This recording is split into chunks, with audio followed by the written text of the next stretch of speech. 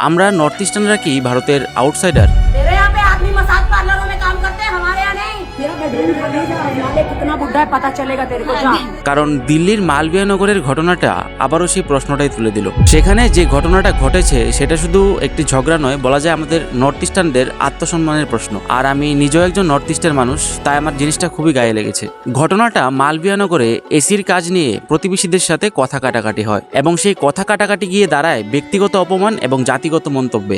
আমার কথা একটাই, আমরা নর্থ ইস্টের মানুষ, আমাদের চেহারা আলাদা হতে পারে, ভাষা আলাদা হতে পারে, কিন্তু আমরা কিন্তু ভারতের নাগরিক। প্রতিবার যখন আমাদের আউটসাইডার বলা হয় বা চাইনিজ বা চিঙ্কি বলা হয়, সেটা কিন্তু আমাদের অঞ্চলের একটি অপমান, বলা যায় আমাদের দেশের জন্য অপমান। আমার মতে ভারত এমন একটি দেশ যেখানে বৈষম্যের কোনো জায়গা নেই। এই ঘটনাটাই এফআইআর করা হয়েছে এবং আইনি পদক্ষেপ নেওয়া হয়েছে, যদিও এটা একটা ভালো দিক। কিন্তু প্রশ্ন হলো, আমাদের নর্থ ইস্টার্নদের সাথে বারবার এমনটা কেন ঘটছে? সেক্ষেত্রে আমাদের শুধু আইন নয়, আমাদের মানসিকতাও বদলাতে হবে। আমি এজ এ নর্থ ইস্টার্ন হিসেবে ভিডিওটা বানাচ্ছি ঘৃণা ছড়ানোর জন্য নয়, বরং সচেতনতা বাড়ানোর জন্য। সম্মান সবার অধিকার এবং নর্থ ইস্টও ভারতের একটি অংশ, কিন্তু এটা প্রমাণ করার জন্য আমাদের বারবার লড়াই করতে হবে কেন? কারণ নর্থ ইস্টার্নদের সাথে এরকম ঘটনা কিন্তু প্রথমবার নয়, আমরা কিন্তু এর আগেও অনেকবার সাক্ষী রয়েছি এই সমস্ত ঘটনার। তাই কাল আমার বা আপনার পরিবারের সাথে বা আমাদের সাথে যে হবে না, সেটার কোনো গ্যারান্টি দেওয়া যায় না। তাই আপনি যদি মনে করেন বৈষম্যের বিরুদ্ধে দাঁড়ানো উচিত, তাহলে অবশ্যই ভিডিওটাকে শেয়ার করবেন।